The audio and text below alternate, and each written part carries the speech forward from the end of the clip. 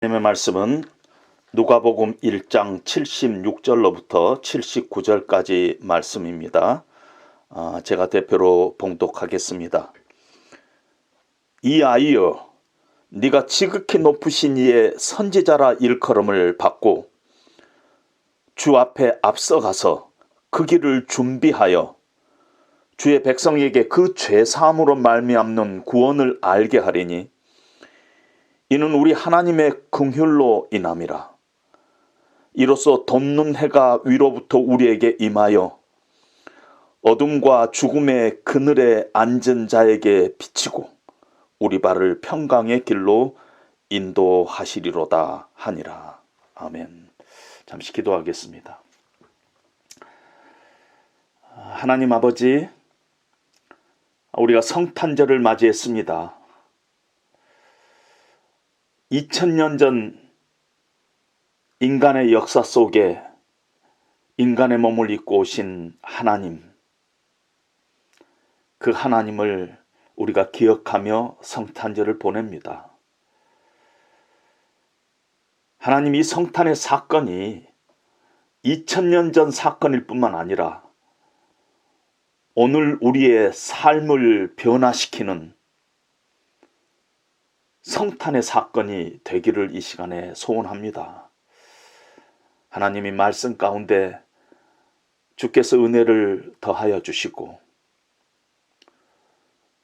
오늘 우리가 다시 한번 주 앞에서 결단하는 그런 귀한 시간 될 수 있도록 주님 도와주시옵소서. 예수님 이름으로 기도합니다. 아멘. 성탄절은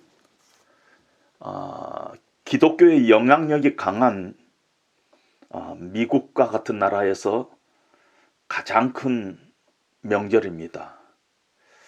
그러나 놀랍게도 공식적으로 기독교를 억제하고 있는 중국에서도 성탄절이 가장 큰 명절이고요.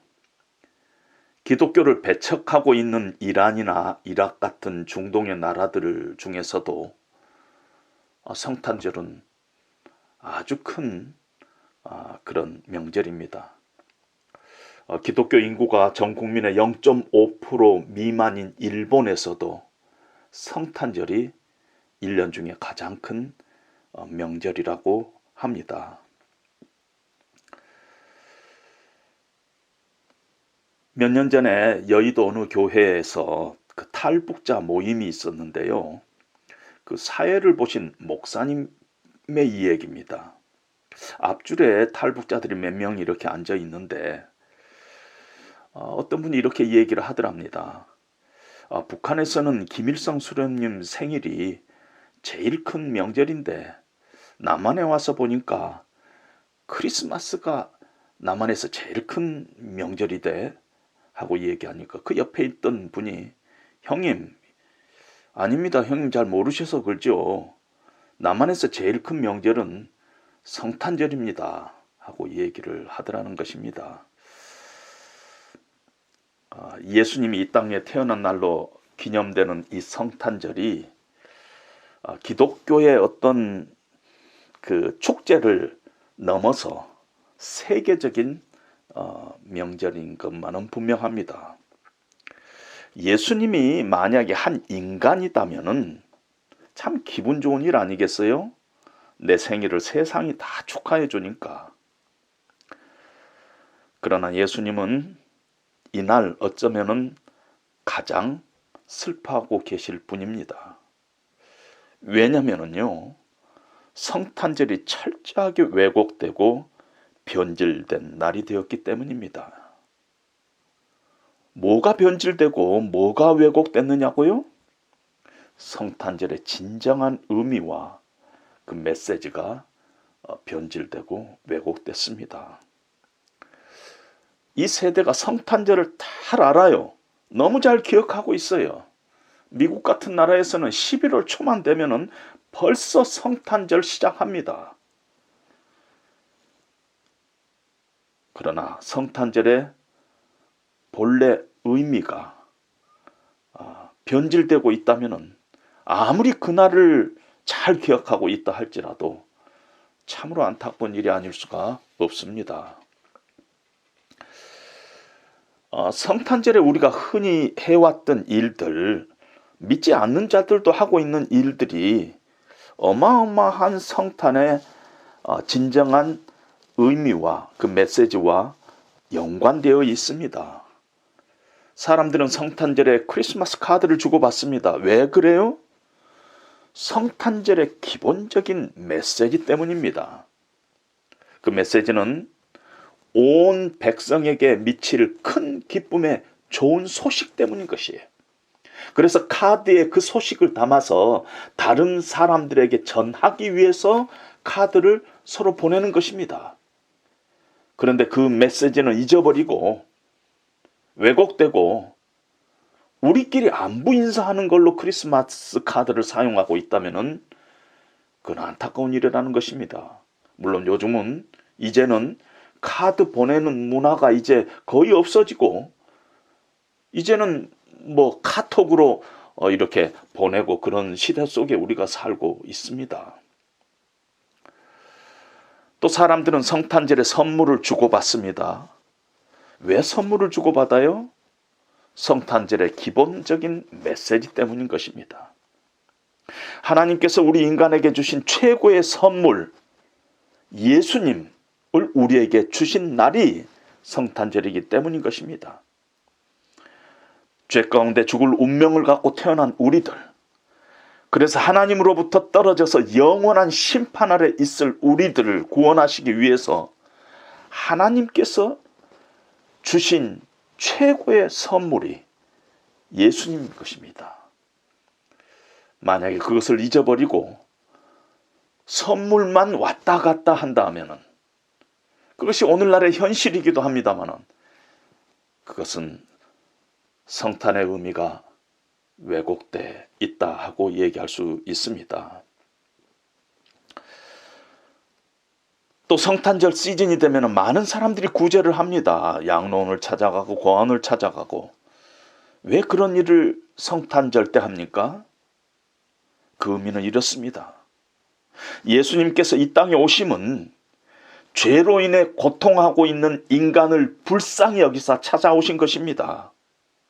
우리가 그 긍휼하심을 입는 자들이기 때문에 그래서 우리는 어려운 자들, 고통하고 있는 자들을 찾아가서 긍휼을 베푸는 것입니다. 그런데 성탄절 본래의 의미가 변질되어서 그냥 고아원이나 양로원 가서 구호품을 전달하는데 왜 내가 그런 일을 하는가 모르고 그냥 사진 찍고 뭐 신문에 얼굴 내고 하는 것이라면은 철저하게 성탄절의 본래의 의미가 변질되었습니다. 금년 성탄절에는 코로나19의 확산을 막기 위해서 정부가 5명 이상 모임을 하지 못하도록 하고 있습니다. 친구들이 모여서 파티를 하지 말라는 얘기입니다. 그런데 원래 성탄절은 축제요, 파티입니다. 성탄절의 기본 정서가 기뻐하고 즐거워하는 것입니다. 왜냐하면 성탄절은 온 백성에게 미칠 큰 기쁨의 좋은 소식 때문인 것입니다. 파티하는 건 맞습니다. 그런데 주인공 없이 우리끼리 이 날이 무슨 날인지도 모르고 즐기고 파티하고 있다면 성탄절은 그 의미가 변질되었다고 할 수 있습니다. 성탄절에 보면은 이렇게 불로 라이트로 장식을 많이 합니다. 제가 사는 아파트에도 길에 쭉 라이트로 장식을 해 놓았습니다. 다른 나라에 보면은 집집마다 크리스마스 트리를 사서 이렇게 데코레이션을 하고요. 동네마다 이렇게 크리스마스 불들로 장식을 아름답게 합니다. 왜 성탄절에 반짝반짝 라이트로 장식을 합니까? 그 이유는 예수님께서 우리에게 빛으로 오셨기 때문인 것입니다. 오늘 본문에 보면 큰 기쁨의 소식의 내용이 뭐냐면은 우리가 어둠과 흑암과 사망의 그늘에 앉아 있는 자들인데 하나님께서 구원의 빛을 우리에게 비추시사 우리가 빛의 자녀가 된 것입니다. 그것을 잊어버리고 왜 예수님께서 빛으로 오셨는지 잊어버리고 그냥 아름답게 장식을 하고 있다면 성찬들의 의미가 변질되었다고 얘기할 수 있습니다. 성탄절을 이야기할 때 그 근방에 보면 늘 빛이 가득합니다. 동방 박사들이 예수님을 찾아올 때 별의 빛이 그들을 인도했습니다. 요한복음 1장 9절에 보면은 참 빛 곧 세상에 와서 각 사람에게 비추는 빛이 있었으니 하면서 예수님을 참 빛으로 이렇게 성경은 얘기를 하고 있습니다. 요한복음 3장 19절에도 보면 빛이 세상에 왔으되 사람들이 자기 행위가 악함으로 빛보다 어둠을 더 사랑했다. 이렇게 얘기를 하고 있습니다. 예수님께서 태어난 이 성탄절은 참 빛이 세상에 온 사건인 것입니다. 오늘 본문 누가복음 1장 78절 79절에 보면은 세례 요한의 아버지 사가랴가 환상 중에 메시아 예언을 합니다. 78절에 보니까 돋는 해가 위로부터 우리에게 임하여 어두움과 죽음의 그늘에 앉은 자에게 비추고 우리 발을 평강의 길로 인도하시리로다 하고 예언을 하고 있습니다. 무슨 얘기예요?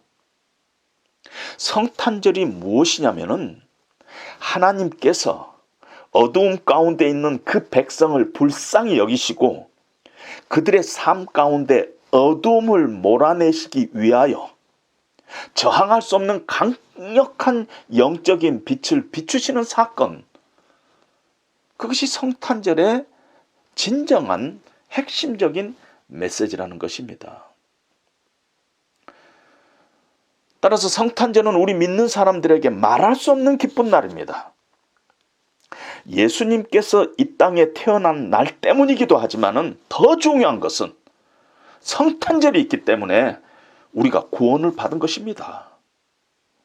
인류의 역사 가운데서 이 날이 없었다면 우리가 어떻게 구원을 받을 수 있겠습니까? 그래서 이 날을 우리는 즐거워하고 기뻐하는 것입니다. 이 날은 축제의 날입니다. 이 날은 좋은 날입니다. 즐거운 날입니다. 그래서 우리가 성탄절 날 인사를 할 때 메리 크리스마스, 즐거운 성탄절입니다 하고 인사를 하는 이유도 거기에 있는 것입니다.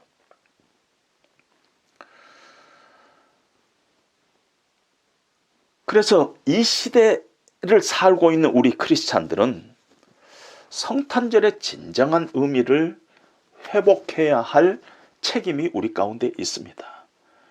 그리고 성탄절의 그 메시지를, 그 진정한 의미를 우리는 증거하는 그런 삶을 우리는 살아야 하는 것입니다.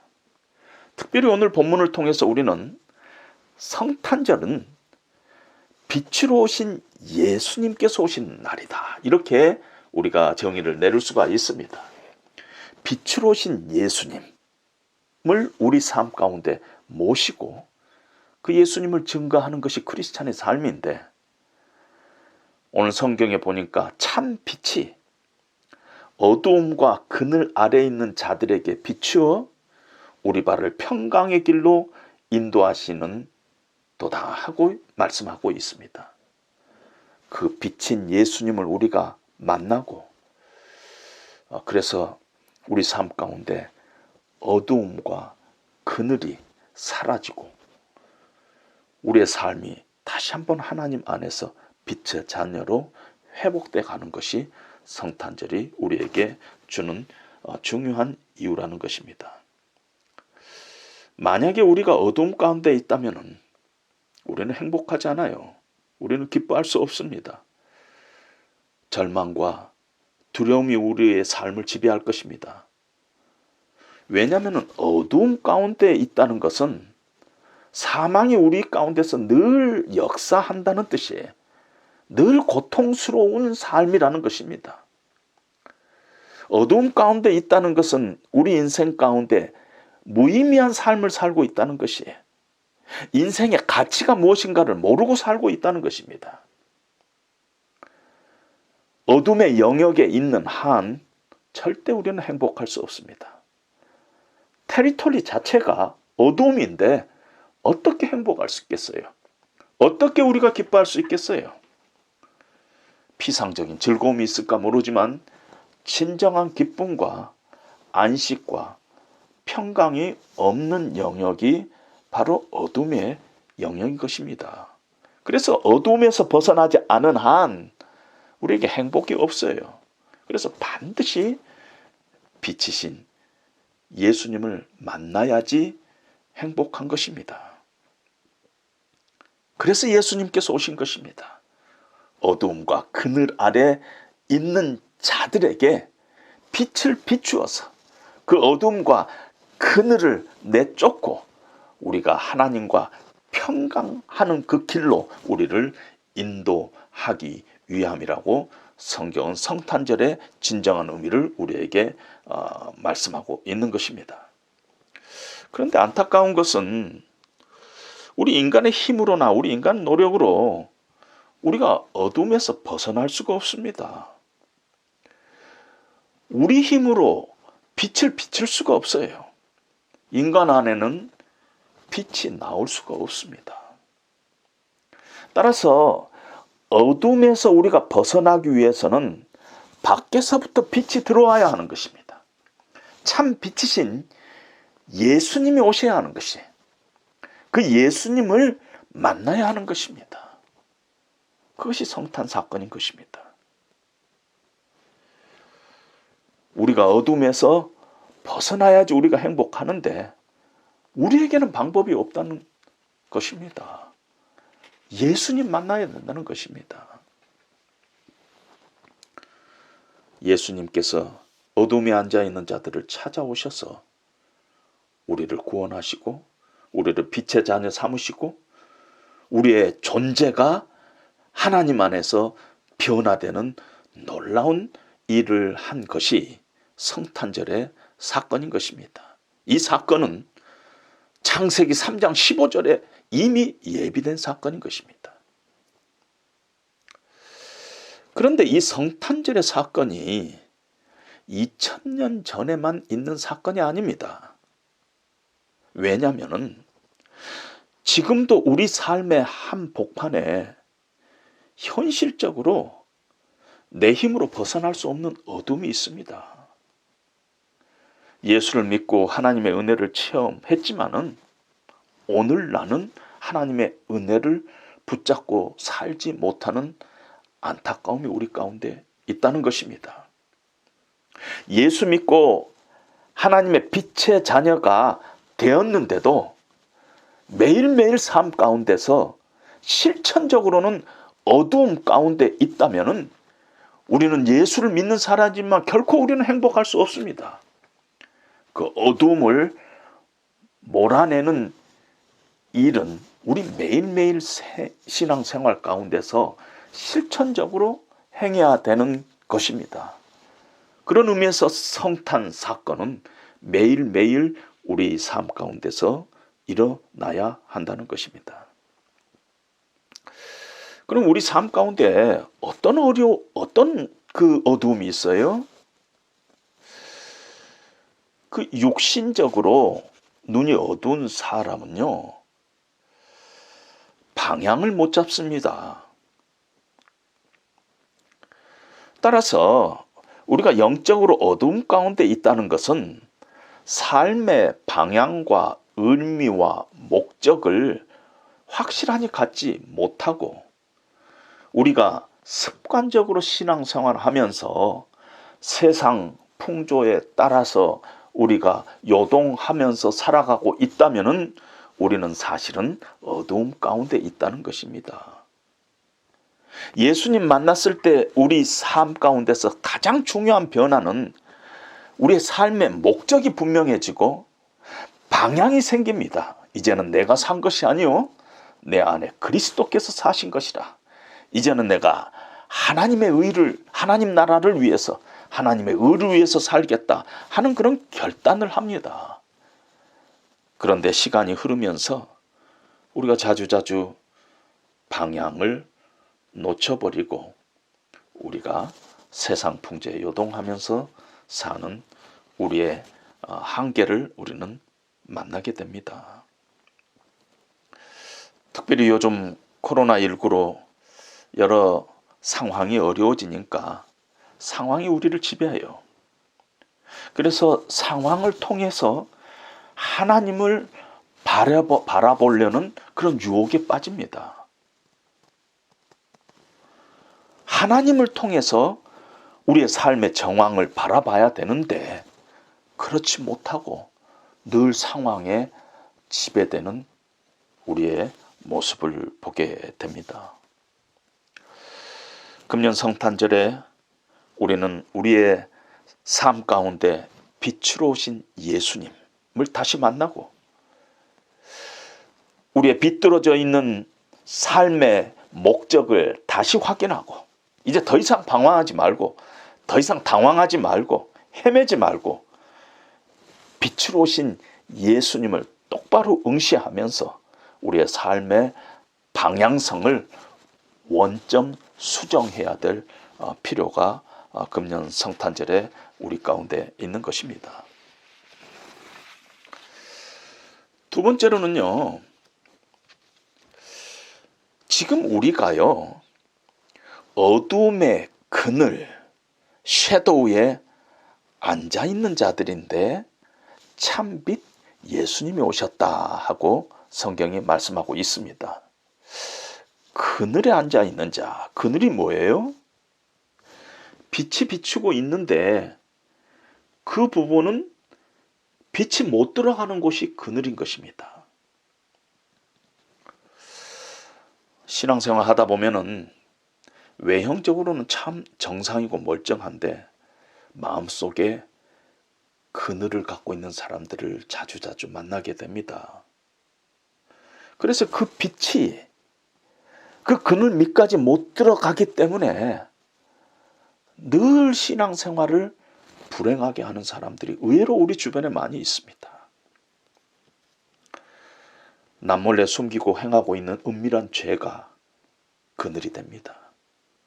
남에게 말할 수 없는 수치스럽고 고통스러운 이야기, 스토리를 혼자 품고 하나님에게까지도 숨기고 덮고 있다면 그곳은 그늘인 것입니다.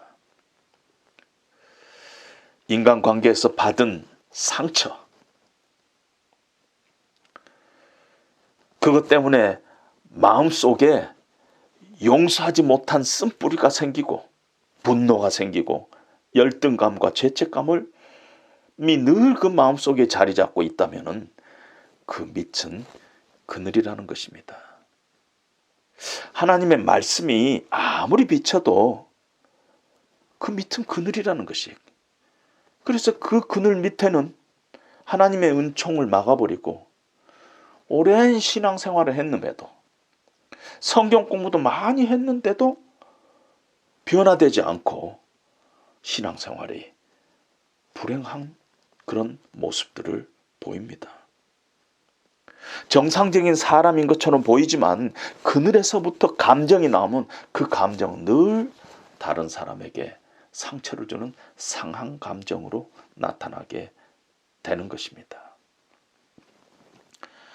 따라서 이번 성탄절에 우리에게 주시는 두 번째 도전은요, 하나님 내 삶 가운데 있는 그늘에 주의 빛이 비추기를 소원합니다 하는 그런 소원을 우리가 가져야 합니다.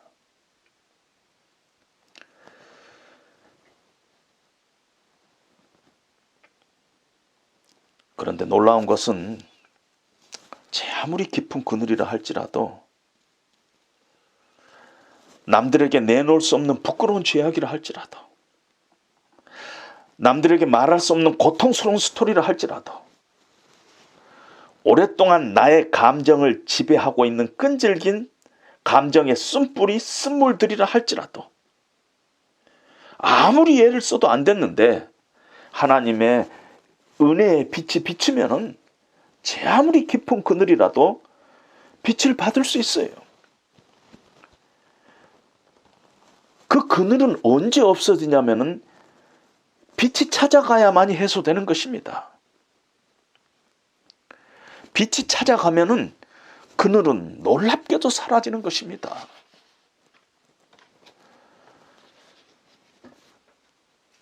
그래서 성탄절에, 특별히 이번 성탄절에 하나님께서 우리에게 주시는 약속은 너희가 어떤 그늘을 갖고 있다 할지라도 내가 너희를 찾아가면 너희 삶에 하나님의 은혜의 빛이 비치면은 그 빛을 너희가 사모하고 그 빛 앞으로 나오기만 하면은 너의 그늘은 밝음으로 바꿔지리라. 내가 너의 그늘을 밝음으로 바꾸리라 하는 하나님의 약속이 우리 가운데 주어진 것입니다. 결론적으로 말씀드립니다. 코로나19로 어느 때보다 쓸쓸하고 황량한 성탄절을 우리가 지금 보내고 있지만은 우리의 삶의 어두운 그늘에 주의 빛이 비추어서 하나님을 우리가 다시 고백할 수만 있다면, 그래서 우리 존재의 위치를 다시 확인하고 내가 왜 신앙생활하고 있는지, 내 삶의 중심을 예수님으로 인하여 다시 조정할 수만 있다면 금년 성탄절은 참으로 멋있는 성탄절이 될 것입니다.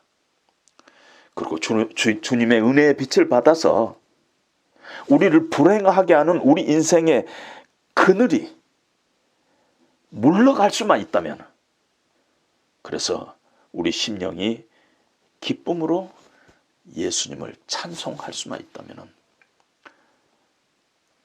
금년 성탄절은 우리에게 참으로 의미가 있고 행복한 성탄절이 될 것입니다. 그런 축복이 저와 여러분들에게 함께 하시기를 예수 그리스도의 이름으로 축복하면서 축원드립니다.